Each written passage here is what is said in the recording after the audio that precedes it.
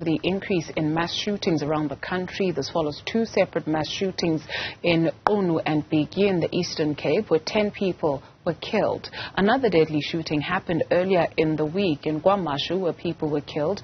To talk more on this, we're joined by the Institute for Security Studies Willem Els. Mr. Els, thank you very much for availing yourself this afternoon. So, a report that was done by Gun Free South Africa, a non-governmental organization, back in 2022, points out that South Africa is, gun violence rather, is the leading cause of murder in the country. And so, with this information, what information is at your disposal as to how bad the situation is when it comes to gun-related deaths in the country? Good afternoon to you. Yeah, if we look at the mass shootings, as you just mentioned, we see that since 2017, from 2017 to 2020, we saw a 50% rise in these type of incidents in South Africa. And those are the recorded statistics. We are also gathering real-time statistics at our in our research hub at the ISS. And what is also really troublesome is that we are really picking up that in the recent months there is a huge spike, not only in the mass shootings but also in your serious and violent crimes that involve especially firearms. We are hearing from the police that many of these incidents are not related, just like the incidents that we saw last year, the tavern shooting, etc. And so what is the information at your disposal, at least? What does the research reveal in terms of these random mass shootings? Yeah, we have to look at the drivers. We will see that there are various drivers that are actually causing these type of incidents.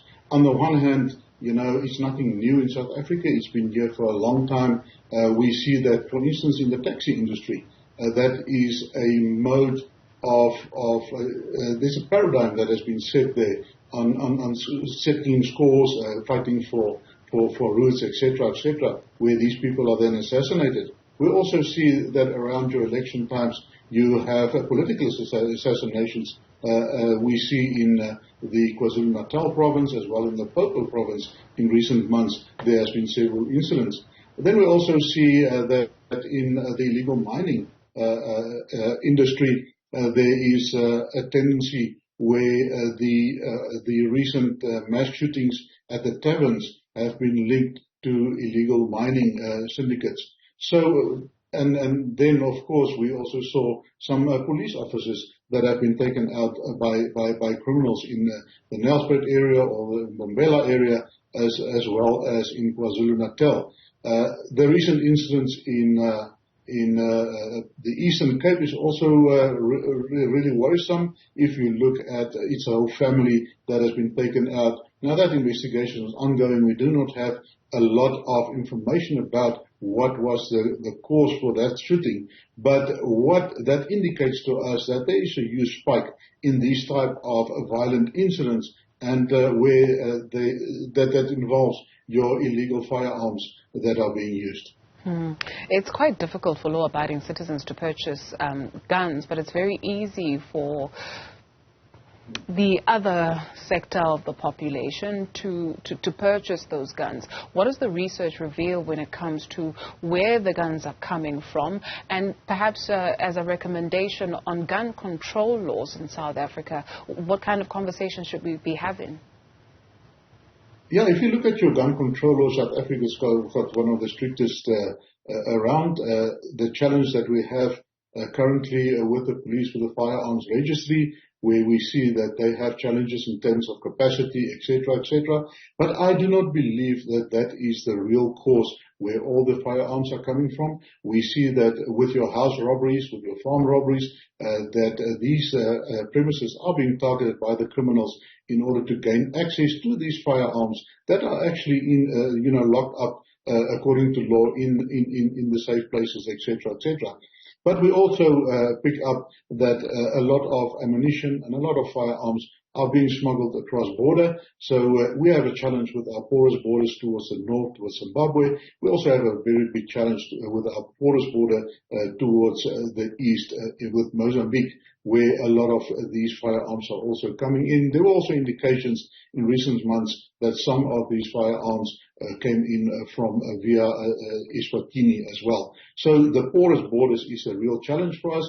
And what we need to understand here, these are not small-time criminals looking for firearms. These are organized syndicates that are trafficking in these things, making it available to whoever want these firearms. Another source of these firearms also is, of course, your corrupt officials within the police and the military that are either losing their weapons or they are renting it out. And then these firearms are coming back after they have been used, and they just put it back into the stores, and they never pick that up. There were some recent incidents of that. As far back as 2010, there was a case in Bloemfontein where that also happened. So as you can see, the challenge that we have will not be solved just solely by our legislation. We will have to maybe revisit our strategy and look at a more holistic approach and how we're going to control firearms and also get rid of, flush out these illegal firearms in our society. So essentially, Mr. Els, you can have law, but if there's no order, then it's all in vain, especially by those who are tasked with protecting the country. You are so right. Without order, there is no law. And that is maybe where we will have to go back to basics in terms of the enforcement of law and also to bring back law and order in our society. And we have to move back to the rule of law because at the end of the day, we are being hit by a tsunami of organized crime. Wherever you look in South Africa, whether it is with corruption, whether it is with syndicates, whether it is with crash and transit, all these, there's just a tremendous spike in that, and it seems that we are losing the battle in containing that. So maybe it is time that we go back to the drawing board, go back to basics, and revisit our strategy. Where is crime intelligence in South Africa?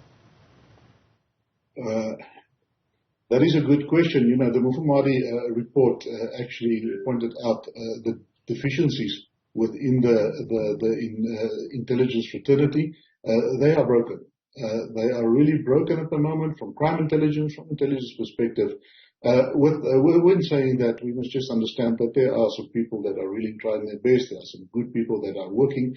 But what we see is that they are completely overwhelmed in actually facing this tsunami. So what we will need to do there, we will have to revamp our strategies there as well, but also we will have to look at our capacity building, establishing a better capacity, but also throwing more resources towards these fraternities in order to beef that up.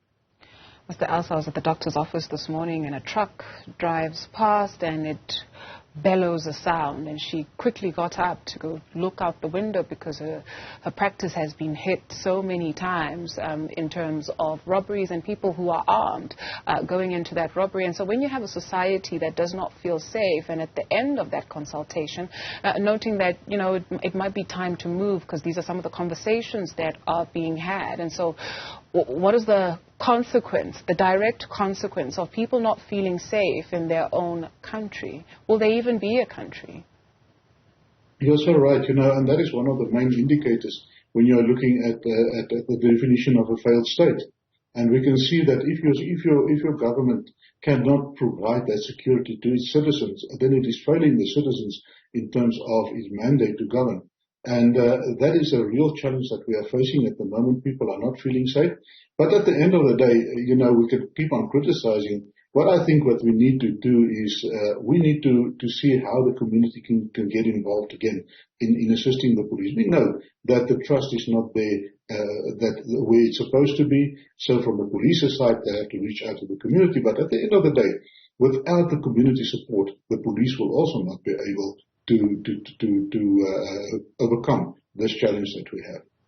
Ultimately, it's up to you and I as well. Thank you very much. Willem Els with the Institute for Security Studies.